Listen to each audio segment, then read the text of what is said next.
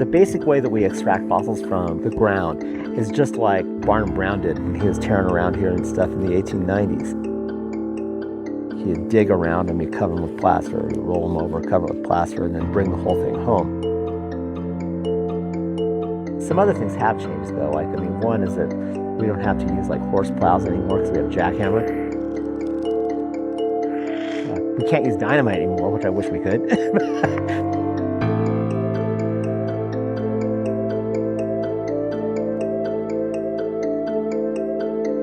The Morrison Formation is one of the most iconic formations within paleontology because it represents an interval of time in the late Jurassic period about 140 million years ago.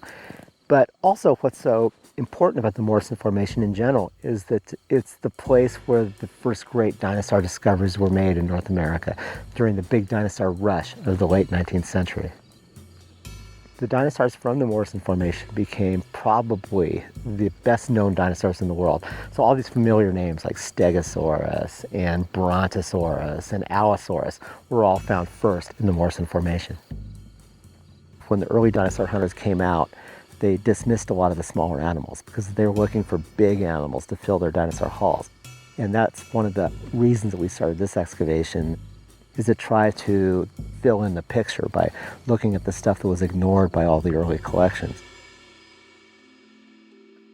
Because it is so large, thousands and thousands of square miles, the Morrison Formation is probably more than one thing. But what really needs to be looked at now is on a site-by-site basis to see how all of these fit in together, to see if there's any north-south or even east-west differences among these different faunas, to have a better understanding of the evolution of these animals during the Jurassic period in this part of the world. Well, this is actually a pretty typical site, I would say, for the Morrison, in the sense that it's a combination of sand and then heavily what we call indurated, which basically just means glued together sandstones. And we think that these animals, that they died and they were either deposited in one of two ways, that they either died and floated into rivers and then they got hung up, or that they're in what we call overbank deposits, and that's in areas where the river would flood and then go out onto a floodplain and then cover animals. See these sediments right here, these are really silky. So they have a lot of clay in them. So this was a overbank deposit. We're very near to the bank of the stream. It speaks to the kind of preservation that we have here. Rarely do we find a wholly articulated animal. The bones are kind of here and there mismatched. Occasionally you'll find some vertebrae together and things like that. One of the animals that we're excavating today, that it's a vertebral sequence of what we think is right now is a chimerosaur, not a full-size one, but a juvenile. And we found theropod teeth around it, and that's usually a sign that things were scavenging this dead carcass after the animal perished. There's a lot of bones, and we just have to figure out which ones are the most scientifically important. When I come out here and stuff, it's not just to find new dinosaur species and describe them. I'm really a biologist who works on fossils, and I'm more interested in a lot of the biological questions. One of the most important things that we found is a diplodocid skull. So it's a long-necked dinosaur skull, and they're very rare, they're very fragile. Although the bones have shifted a bit, it seems to be complete, and it has a beautiful brain case, which is, of the entire skull, the most important part of that body part. We're going to have a much better understanding of what the brains looked like in these animals.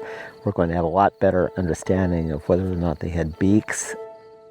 It's an extremely important and exciting specimen that we're probably going to wind up CT scanning and imaging soon, because it's so fragile it can't even be removed from the rock safely. Recently we found some beautiful, what are called sphenodontians, but they're relatives of the tuatara, which only lives in New Zealand today.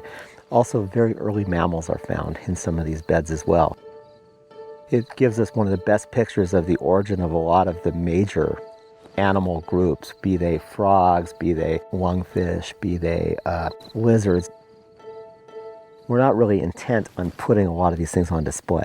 Our goal is to be able to do some really great science on them. So the way in which that we prepare them in the laboratory is very different than how you would prepare them just to mount on display.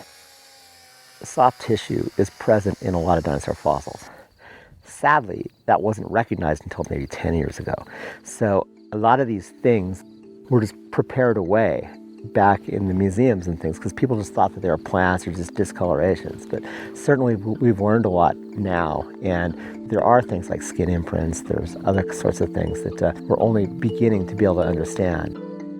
It may seem like we've been doing paleontology for a long time, but we really have just begun. And there's so much that we don't know about the history of life. Anytime we go out, it's new discoveries, without a doubt. It's just an automatic part of what we do. It's really hard to consider a successful expedition all the time you're doing it, even for a few years afterwards. Nevertheless, we hope that we're able to generate a lot of interest from both other scientists as well as our own students and colleagues to be able to weave it into the bigger story of the Morrison Formation as a whole. I think this might be a bone, like a surface. It's rounded down here. So if it is, this could be a theropod metatarsal.